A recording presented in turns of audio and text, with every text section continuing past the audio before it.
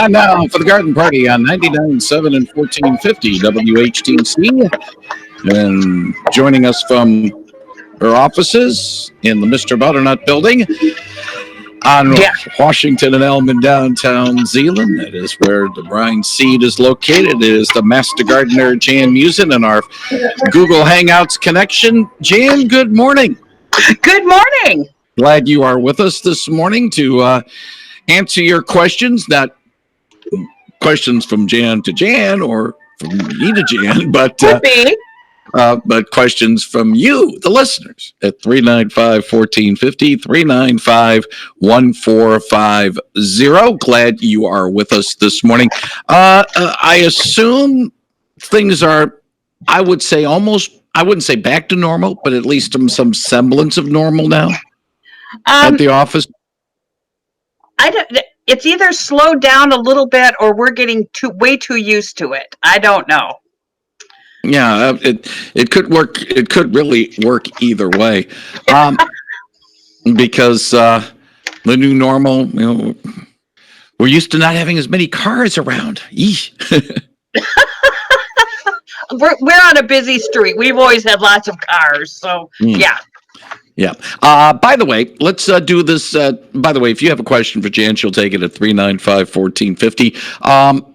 We like to move this around between not only the morning news, but also talk of the town. That is our awards category.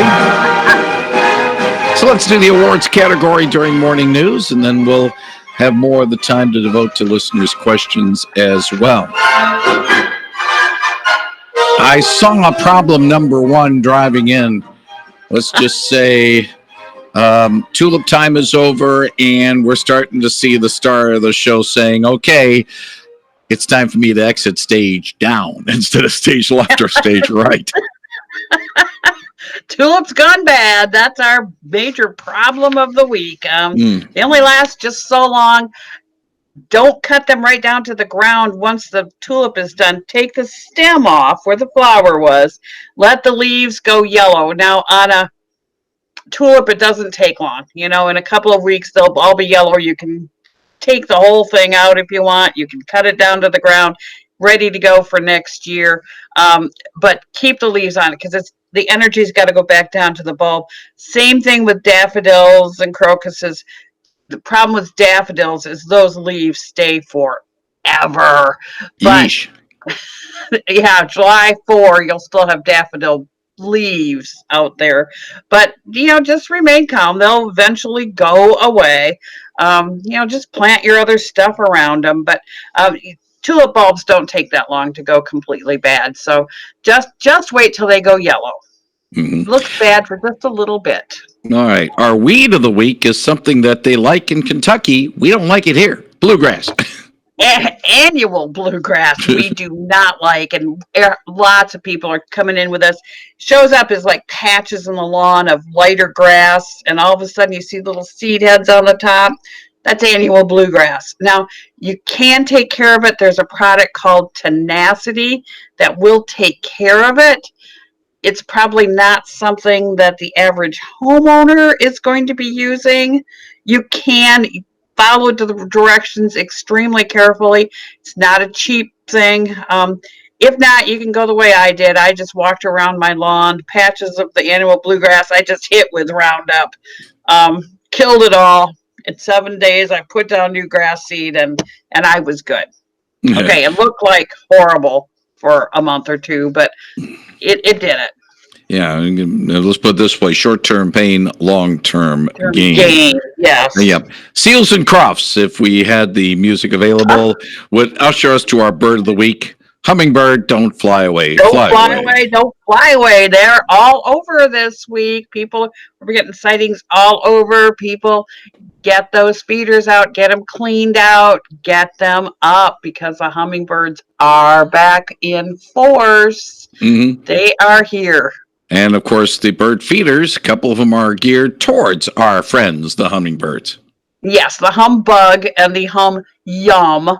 Both new feeders. The humbug is the one that you put the bananas in, and then it goes, the bananas go bad, and then it attracts fruit flies, and which attract the hummingbirds, or you can get the yum, which has the bananas in it, but it also has nectar in it too, so it's got the best of both worlds. Yeah, no, you get them one way or you get them the other.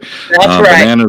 Either bananas go bad, or a case of having the fruit flies go bananas, and then you have the hummingbirds going bananas over the fruit flies. So it does work one You way can't win sometimes, or the other. Fungus of the week. Tell us a little bit about this creepy one. Super creepy. It doesn't show up very often around here, but the weather conditions have been perfect for the creepy orange fungus attacking your junipers, your cedars, basically your pine trees. And it looks like an orange ball, bright orange, with these little tentacles coming off. And what it is a rust fungus, rust you get in your lawn. This is another form of it. And if you feel these tentacles, this is every child's dream come true. They feel kind of oozy, and they're gross and disgusting. And it's not really going to hurt your juniper trees or whatever trees they're in.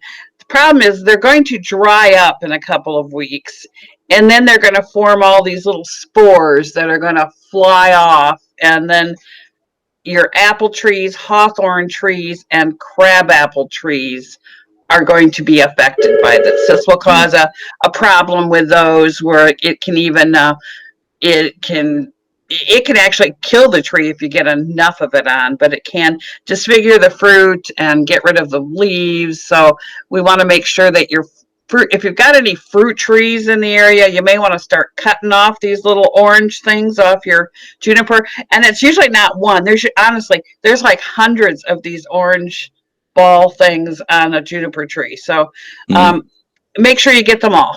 That's all I can say. They're gross and disgusting. Now, of course, we don't want you to start planting these things near the fences of maybe that friendly, not so friendly neighbor, and you don't want. We're not saying don't sabotage your neighbor's trees just because. Yeah, don't be planting any kind of cedars or junipers near your neighbor's orchards and beautiful trees. That's not a good idea, because every once in a while we get a spring where we get this, and actually people are coming in with these. So, and that was my first call on Saturday, and I just happened to print this up from MSU Extension. So Ben was amazed that I knew exactly what the lady was talking about. Yes, Ben can be easily amazed. Talk about the tick. It's the insect of the week. Again, they are really plentiful out there, folks. Make sure that you've got your dogs and cats or any animals that go out on their flea and tick medication, but do a tick check anyway when they come in. Remember that sometimes these ticks can be very, very small. They like to attach to the legs. Take a good look around their neck. Get those ticks off ASAP. Usually it takes about 24 hours for them to really attach. So you got 24 hours to find these ticks, but you don't want them. If your dog or cat just is in the backyard, spray the backyard. Something with bifenthrin is probably the safest thing you can possibly use with the kids and the pets running in the backyard, and it will still get rid of the ticks. So get out there, spray the yard, any kind of long grasses, bushes, whatever, wherever ticks might hide, get that sprayed down. And one final thing, we've been enjoying nice weather. It was absolutely delightful on Saturday. I wouldn't be surprised. I mean, DeBruyn was probably swarmed with people, which unfortunately, it's, social distancing. We still have to have the social distance. But it's so nice outside, and then the houseplant saying, you took care of us so well when you were, staying home and staying safe, but now you're all ignoring me. Yes, we're so into these outdoor plants that we completely forget our indoor plants, and they're going, hey, repot me right now, repot me. I need to be put in a different pot, or I'd really like to go out on the deck in the shady area. Pay attention to your houseplants. They're talking to you. They're screaming at you right now. They need some attention. Yes. Well, as loud as a plant can scream. Yes, you probably would hear them though. Mine are. I know that.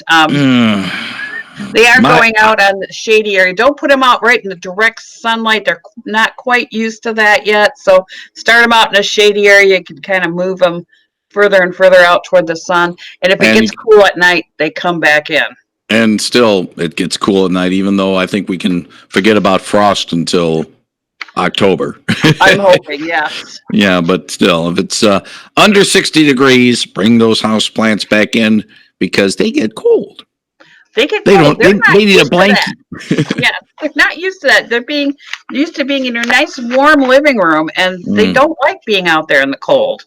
They get spoiled, but then again, we know at DeBruyn about some unnamed animal and spoiling. Mm-hmm. We almost lost him last week. His cardiomyopathy showed up in a big way. We had to get him in and get him on oxygen, and he's on more pills, but he's doing pretty good right now. So okay, well, we wish Mr. Butternut well. We make fun of him because of the fact that he lives a pampered life, but there's a reason that he has to live a pampered life because he's not a well kitty. Anyway, yes. With that, we button up not only our award-winning segment, but also the awards part of the segment. The segment itself might not win an award or two, but anyway, the garden party with the Master Gardener Jan Meeuwsen is presented every Tuesday morning at this time by DeBruyn Seed, Washington and Elm in downtown Zeeland. And Jan, we'll talk to you in a little bit more than an hour from now with the Art and Garden Hour on Talk of the Town. Jan, thank you. Thank you very much. And that is Jan Meeuwsen, the Master Gardener on 99.7 and 1450 WHTC.